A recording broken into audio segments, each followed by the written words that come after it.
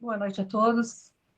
É com alegria que estamos mais uma vez na Casa Amor e Caridade para o Evangelho dessa noite. Convido a todos, então, a iniciar esse estudo, o trabalho da noite, através de uma oração, a oração de Cáritas. Deus, nosso Pai, que sois todo poder e bondade, dai força àqueles que passam pela provação, dai a luz àqueles que procuram a verdade. Põe no coração do homem a compaixão e a caridade. Deus, dai aos viajantes a estrela guia, aos aflitos a consolação, aos doentes o repouso. Pai, dai aos culpados o arrependimento, ao espírito a verdade, e à criança o guia, e ao órfão o pai. Senhor, que a vossa bondade se estenda sobre tudo que criastes. Piedade para aqueles que não vos conhecem, esperança para aqueles que sofrem. Que a vossa bondade permita aos Espíritos Consoladores espalharem por toda parte a paz, a esperança. Deus, um raio, uma faísca do vosso amor pode abraçar a terra, deixando-nos beber nas fontes fecundas de tua bondade infinita, e todas as lágrimas secarão, todas as dores se acalmarão. Um só coração, um só pensamento subirá até vós, como um grito de reconhecimento e de amor. Como Moisés sobre as montanhas, nós vos esperamos de braços abertos, porque sois a bondade, a beleza, a perfeição, e queremos de alguma sorte merecer a vossa misericórdia. Deus, dai-nos a força de ajudar o progresso, a fim de subirmos até vós. Dai-nos a caridade pura, dai-nos a fé, a razão. Dai-nos a simplicidade que fará de nossas almas espelho onde refletirá a vossa divina imagem. Cáritas.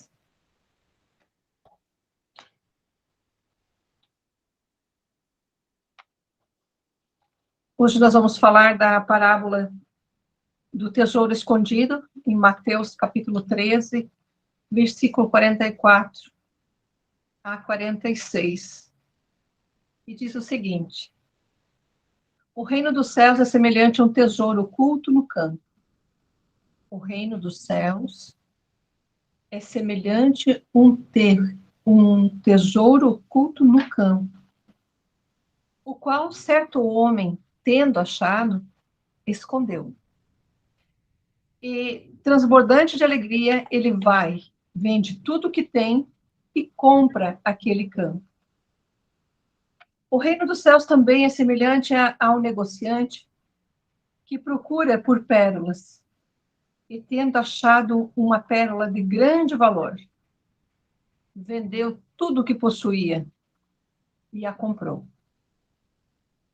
O objetivo dessas duas parábolas é ensinar que o reino de Deus, que o reino dos céus, que os mundos superiores, os mundos felizes, não são exterior, mas esses mundos, esse céu, ele está dentro de cada um, tal como Jesus já havia dito. O reino de Deus não vem com aparência de materialidade. Ele é invisível. Nem dirão, o reino de Deus está ali ou está lá, porque o reino de Deus está dentro de cada um de vós. Lucas 17, 20 a 21. Porém, esse tesouro, esse reino, ele está oculto e ignorado no íntimo de cada um. Ora, ter algo e não saber que tem é como se não tivesse. Daí ser necessário procurar, buscar esse tesouro. Então, todo aquele que se esforça em viver virtuosamente desenvolvendo os seus talentos, as suas virtudes, cristãmente, observando as leis de Deus e dos profetas, reformando o seu íntimo para assimilar o reino de Deus e, portanto, a viver nele. É como esse bem é de incalculável valor, porque os verdadeiros bens são os espirituais. Então, ele é incalculável o valor desses sentidos desenvolvidos através da nossa transformação, através da nossa busca. Ele é incalculável, não tem quem compre, não tem como alguém comprar os teus sentidos, não tem como alguém comprar o teu caráter, não tem como você dar para alguém o teu caráter, as tuas sensibilidades. Elas são de valor incalculável, porque são os verdadeiros bens, os espirituais, e não os materiais. Pois a verdadeira vida é quando nós deixamos o nosso escafandro físico e retornamos em corpos celestes. É quando nós deixamos os elementos desta terra e partimos, levando apenas aquilo que aprendemos neste mundo. E não há material, então. Quem o descobre, coloca ele acima de tudo. Deixa a reunião familiar, deixa a viagem, deixa os encontros, deixa as alegrias do mundo para desenvolvê-lo, para exercitá-lo. Então, descobre que esse tesouro, ele é de valor incalculável e que está acima de tudo o mais. Por isso, o reino dos céus é semelhante a um tesouro escondido ou a uma pérola de grande valor. Para que essa conquista aconteça, nós temos que vender tudo quanto você tem. Não é levar essa mensagem ao pé da letra e necessitar dos outros para viver, sair pelo mundo mendigando e dar tudo o que tem. Não é nesse sentido. É vender tudo o que tem, é deixar em segundo plano, para poder vivenciar primeiro aquilo que nós nos comprometemos quando saímos da verdadeira vida. E qual é a rota que conduz a esse tesouro oculto no coração de cada um? É a reforma íntima, é a transformação moral que se opera em cada um, é a conduta cristã, é a prática do bem, é a vivência dos ensinos de Jesus. São as escolhas calculadas nos mínimos detalhes para que não sejamos enganados. Nós viemos como ovelhas em meio de lobos, é que diz Jesus. O tesouro escondido e a pérola simbolizam a transformação do íntimo, e ao trilhar o caminho do retorno, da reforma íntima, despoja-se de todos os vícios, um a um. Despoja-se de todos os dogmas, porque a espiritualização conduz. E a venda do que se tem de material para se ficar com o tesouro dos dons espirituais. Então, conduz à venda do que tem de material para se ficar com o tesouro espiritual. Jesus trouxe o roteiro para que possamos fazer as nossas escolhas. Se nós não estamos a favor dos seus mandamentos, nós estamos contra ele. Estamos contra os mandamentos. E também chamada a a parábola da rede, que também é chamada parábola dos peixes, que é semelhante a esta, o reino dos céus é ainda semelhante a uma rede, que lançada ao mar recolhe peixes de toda espécie. E quando já está cheia essa rede, quando a população está tomando grande parte do mundo, quando está cheia essa rede, os pescadores arrastam-na para a praia. E assentados escolhem os bons para o cesto. E os ruins deitam fora. Assim, meus irmãos, será na consumação dos séculos. Sairão os anjos e separarão os maus dentre os justos. E os lançarão na fornalha acesa. Ali haverá choro e ranger de dentes. Hoje nós temos consciência de que lá no livro dos Espíritos, na formação dos mundos, da Gênese, explica que os mundos são formados de partes que se desintegram do Sol e saem rodando nesse infinito do universo e aglomerando ali as sujeiras cósmicas, formando os mundos que é dado nas mãos dos cristos planetários para criar orbes de expiação e prova. O livro da Gênese conta que a Terra já foi um planeta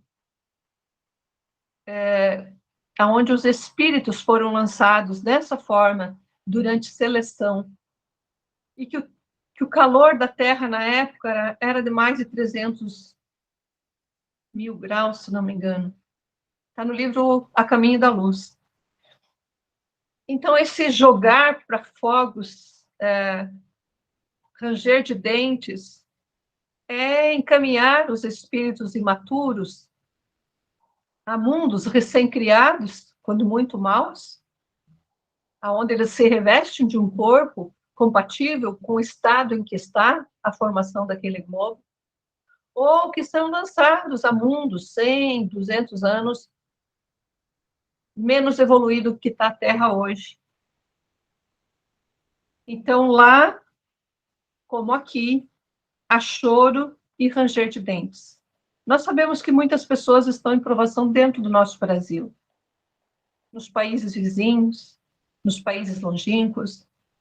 E o objetivo dessa parábola é ensinar que os espíritos criados por Deus, simples e ignorantes, tomaram cada qual seu caminho em virtude do seu uso do livre-arbítrio. E que cada qual, a rede lançada ao mar, que recolhe os peixes de toda espécie, bons ou maus, simboliza o próprio mundo, no qual a palavra de Deus foi pregada para todos, indistintamente. Mas, para conquistar o reino dos céus, é preciso adquirir boas qualidades, como as de bons peixes, que o pescador vai selecionar. Então, os que acharam em si a pérola de grande valor, tornam-se aptos a viver em mundos mais adiantados, mais felizes, porque deles se tornam merecedores. Os que fizeram mal uso da liberdade, que não plantaram em si o grão de mostarda dos ensinamentos divinos, serão transferidos para os mundos de expiações e provas, mundos onde há choro e ranger de dentes. Verdadeiras penitenciárias materiais ou espirituais. Portanto, a expressão assim será na consumação dos séculos. Nós sabemos que a cada 1000 anos tem acontecido uma seleção. Né? Basta a gente lembrar um trecho de Apocalipse, eu não lembro qual que é o capítulo, se é o 9, que está lá no livro de Francisco de Assis, bem no início, que diz assim: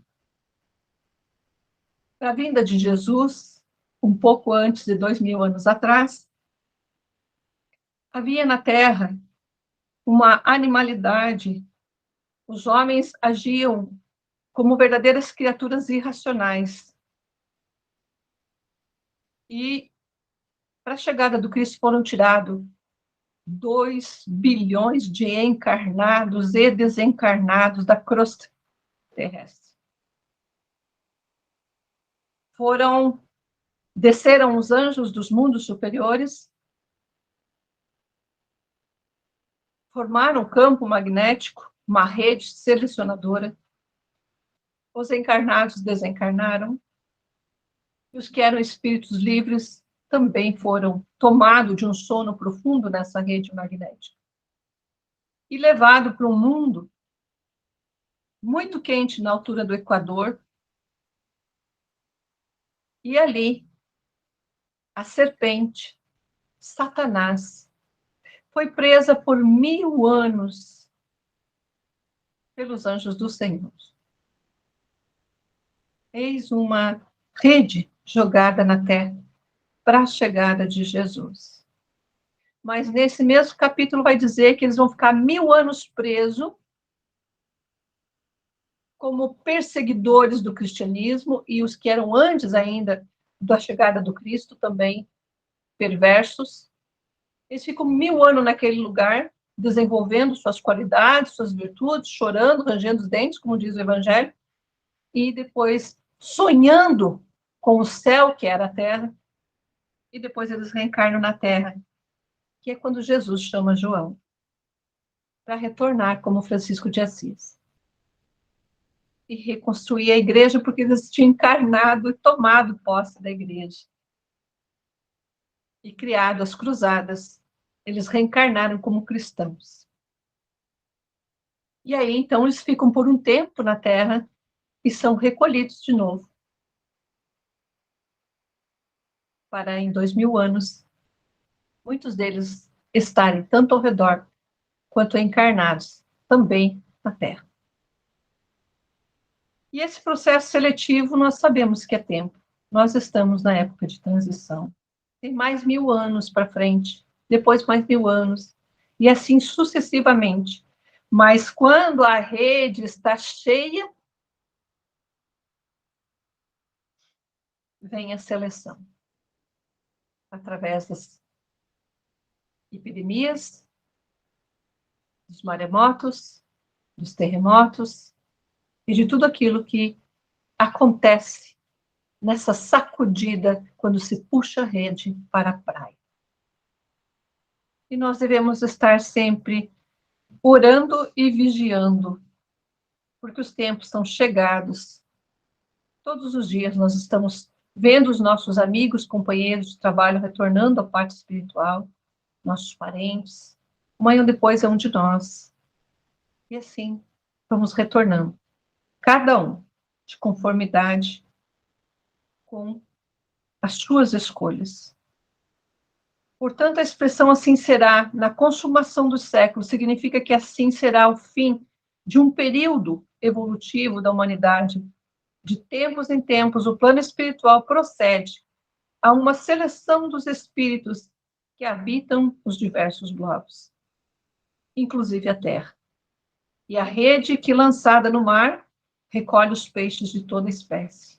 E então, todos serão separados, sendo os bons e os maus, que são lançados novamente ao mar dos sofrimentos, ou seja, das encarnações expiatórias, caracterizadas pelos sofrimentos e a dor. É a fornalha acesa no coração do homem, onde há choro e ranger de dente. E aí iniciam nova jornada de aprimoramento espiritual, nova etapa de luta contra defeitos, contra vícios, imperfeições, para atingirem mais tarde também, eles, os planos mais elevados, dentro da infinita escala da evolução. E assim acontece, meus irmãos, que muitas pessoas que, dominadas pelo egoísmo, pelo orgulho, pelos bens materiais, pelo ganho, né? não protege a vitalidade, não protege o campo espiritual, gastam a sua vitalidade nos excessos e retornam, então, para desenvolver essa humildade, desenvolver essa espiritualidade. E muitas vezes, aqueles senhores de posse, que têm muito construído, têm em seus lares reencarnados aqueles parentes mais difíceis, mais pobres, que necessitam, que têm, às vezes, muitos vícios, e que, diante de tudo que eles chegam, tem tudo de mão beijada. Enquanto o pai trabalha, ele dorme. Enquanto a mãe trabalha, elas comem e dormem. E vivem como se não fossem desencarnar, e como se estivessem numa colônia de férias. Porque ainda são espíritos verdes, são espíritos viciosos, mas vêm para receber daquilo que tanto guarda, e que poderia ter auxiliado, às vezes, naquela encarnação, lá na periferia. Ele recebe, às vezes, dentro da sua casa, como seu filho, como seu neto. As próprias crianças necessitadas, desamparadas, e, às vezes, em estágio de ignorância, de falta de cultura, porque não tiveram neste mundo. E é o que nós vemos hoje, então, diante de todo esse processo do ápice da pirâmide governamental dos países e das escolhas, em que os homens ainda são irracionais. É aqueles que Jesus diz para não jogar as esmeraldas aos porcos, porque os porcos, eles são irracionais. A animalidade desses homens, a ignorância da parte espiritual, vai levar cada um a perecerem na sua própria corrupção. Isso está em Pedro, na segunda carta de Pedro 2,12. E o que nós devemos fazer? Equilibrar o nosso julgamento pelo discernimento da classe dos espíritos que convivem conosco, respeitando a hierarquia espiritual dos espíritos que conosco vivem, mas entendendo que as nossas escolhas, nós somos responsáveis. Observando as trajetórias e os caminhos errôneos dos nossos irmãos como escola, não como uma forma de condenação, porque provavelmente se nós não passamos, é possível que ainda sejamos, né, levados a passar, enviados, né, a esses mundos para passar pelas mesmas provas que vemos por aí. Eu, diz Jesus, estou enviando como ovelhas entre os lobos. Portanto, sejam astutos como as serpentes e sem malícia, como as pombas. Usem o discernimento, o entendimento e o tempo, porque nós não sabemos a hora em que se rompe o cordão. Não devemos tentar forçar as verdades de Deus aos outros.